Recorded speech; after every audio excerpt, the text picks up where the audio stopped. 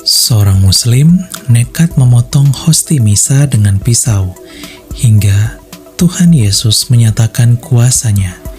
Dan inilah yang terjadi yang menggemparkan penduduk.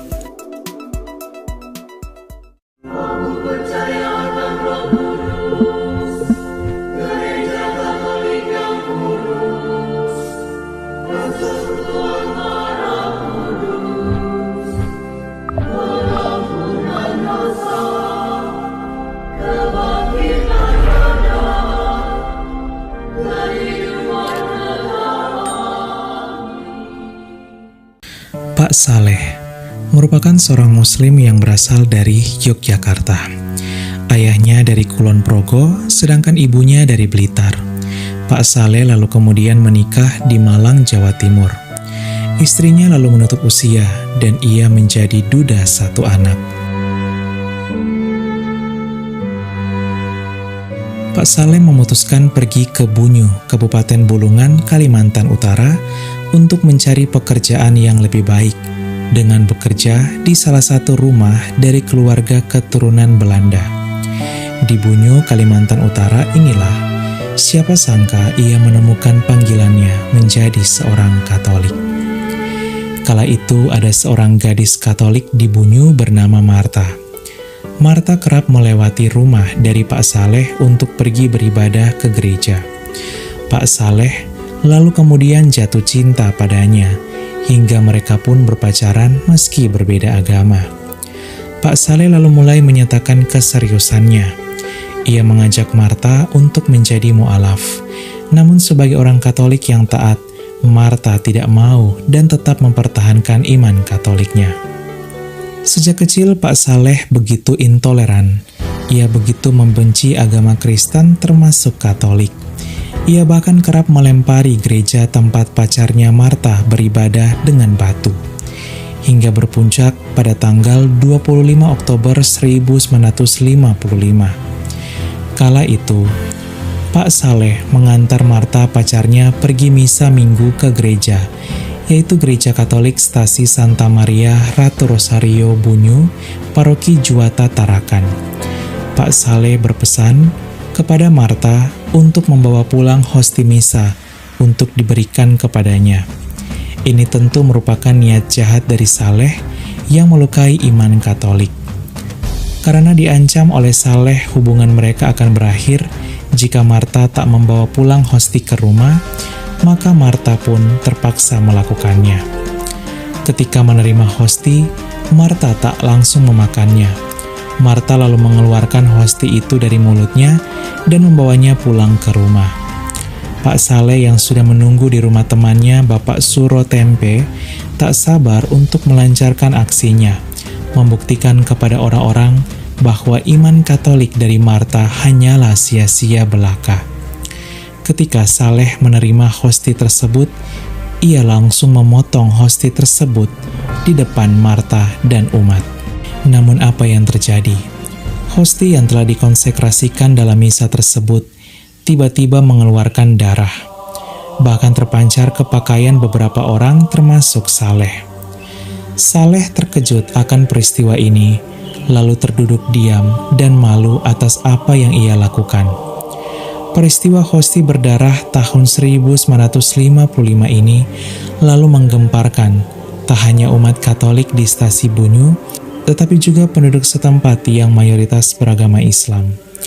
Polisi sampai datang ke lokasi karena mengira terjadi tindakan kekerasan. Namun yang terjadi ialah peristiwa iman, yaitu hosti yang berdarah. Pastor paroki, yaitu Pastor Wilhelmus MSF, lalu datang ke lokasi. Ketika melihat mujizat hosti berdarah, pastor langsung berlutut dan berdoa, serta mengangkat tangan lalu memberkati hosti kudus tersebut. Pak Saleh lalu menyesal atas perbuatannya, dan sepanjang malam ia tidak bisa tidur dengan tenang. Ia merenungkan bahwa iman Katolik sungguh benar. Keesokan harinya ia langsung pergi ke gereja dan menyatakan keinginannya kepada Pastor Wilhelmus untuk dibaptis menjadi Katolik. Pastor menyambut hal ini dengan sukacita.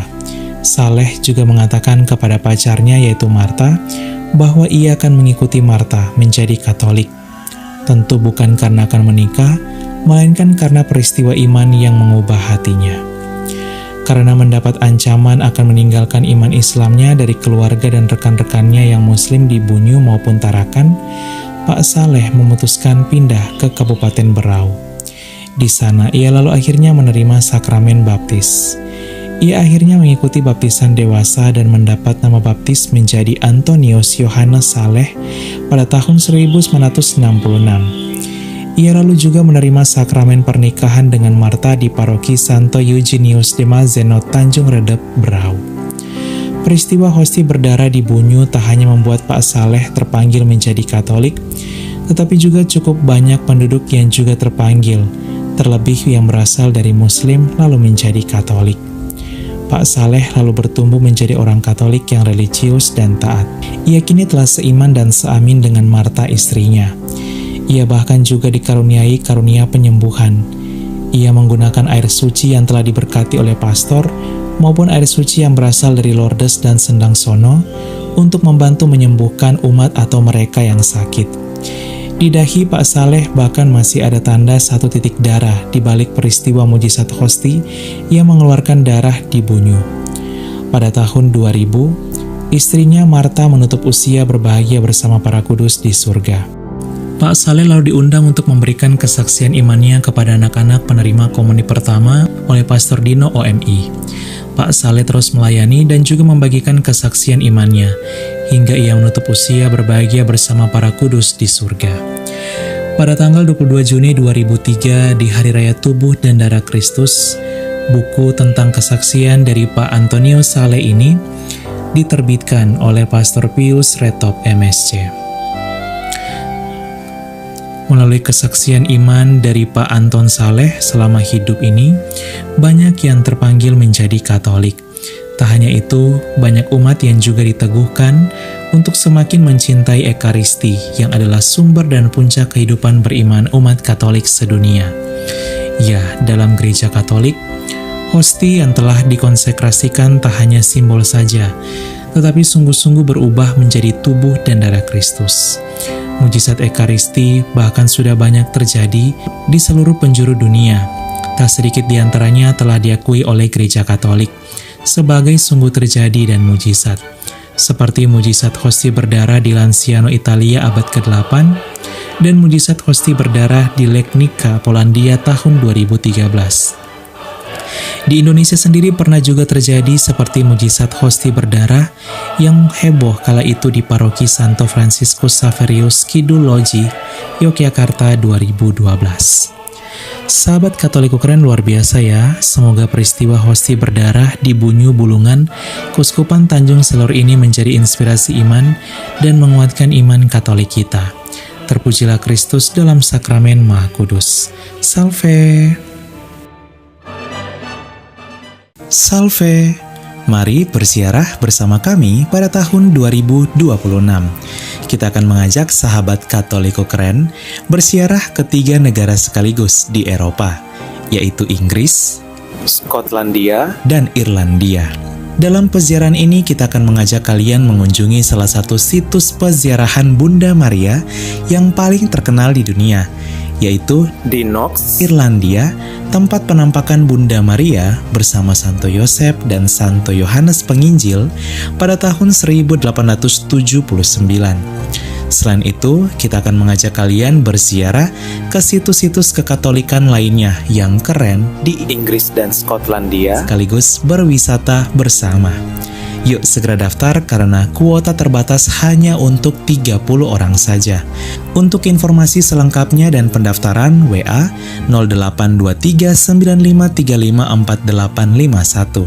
Kami tunggu ya sahabat Katoliko keren berziarah bersama kami. Salve! Keluarga kami dibangun dari berbagai bangsa, baik orang tua maupun muda, kaya dan miskin, pria dan wanita, orang yang berdosa maupun yang kudus. Keluarga kami selama berabad-abad telah ada di dunia ini. Dengan rahmat Tuhan kami membangun rumah sakit dan merawat orang sakit. membangun panti-panti asuhan untuk membantu orang miskin. Kami adalah organisasi berbasis keagamaan terbesar di dunia, memberikan penghiburan bagi mereka yang membutuhkan. Kami mendidik lebih banyak orang dibandingkan organisasi lain. Kamilah yang mengembangkan metode ilmiah dengan pembuktian yang ilmiah juga. Kami mengembangkan sistem pendidikan dunia dan memperjuangkan hak dalam kehidupan setiap manusia maupun juga dalam pernikahan dan keluarga. Banyak kota di dunia diberi nama orang kudus kami menjadi inspirasi atas jalan suci mereka. Dibimbing oleh Roh Kudus, kamilah yang membuat Alkitab dan melestarikan tradisi suci. Roh Kuduslah yang masih terus membimbing kami hingga lebih dari 2000 tahun. Kami adalah Gereja Katolik. Dengan jumlah anggota keluarga lebih dari 1 miliar, memberikan sakramen sebagai pemenuhan hidup iman Kristiani. Selama berabad-abad kami selalu berdoa untukmu dan juga untuk dunia, setiap jam dan setiap hari dalam misa yang kudus. Yesus sendirilah yang mendirikan gereja kami ketika ia mengatakan kepada Petrus, pemimpin gereja Katolik pertama, "Engkau adalah Petrus dan di atas batu karang ini akan kudirikan gerejaku." Selama 2000 tahun kami memiliki garis kepemimpinan yang tak terputus, yang membimbing gereja Katolik untuk mengasihi dunia yang saling melukai, di dalam dunia yang dipenuhi kekacauan dan luka. Sungguh meneguhkan jika kami mengetahui bahwa ada yang tetap berada dalam kebenaran sejati yang kuat, yaitu iman Katolik. Cinta kasih yang kekal dari Tuhan dianugerahkan kepada seluruh ciptaannya. Jika Anda jauh dari gereja Katolik, kami mengajak Anda untuk mengunjungi gereja Katolik hari ini karena kami selalu terbuka. Kami adalah keluarga besar yang dipersatukan oleh Yesus Kristus yang adalah Tuhan dan Juru Selamat kami. Kami adalah gereja Katolik, selamat datang kembali ke rumah yang sejati. Salve sahabat Katoliku keren, setelah tanah bagi gereja yang lalu sudah kita beli, yuk sekarang kita bantu saudara-saudari kita umat Katolik Pulau Bunaken dalam membangun gedung gereja dalam program Katoliku Berbagi episode ke-6. Puluhan tahun tak ada gereja membuat mereka harus berjuang keras mempertahankan iman di pulau ini. Selama ini umat Katolik Pulau Bunaken hanya beribadah di alam dan hutan. Meski tak memiliki bangunan gereja, namun mereka memiliki semangat menggereja yang luar biasa. Donasi untuk pembangunan Gereja Katolik Bunaken Manado dapat disalurkan di Bank CIMB Niaga 707134762000 atas nama Paroki Ratu Rosari Suci Tuminting. Mohon menambahkan angka 001 di nominal donasi. Konfirmasi donasi WA 082395354851 atas nama Putra Biri. Seberapapun bantuan sahabat Katoliku keren itu sudah sangat berarti bagi saudara-saudari kita umat Katolik Bunaken. Terima kasih, Tuhan Yesus membalas dengan berkat-Nya yang melimpah dan Bunda Maria mendoakan selalu. Salve!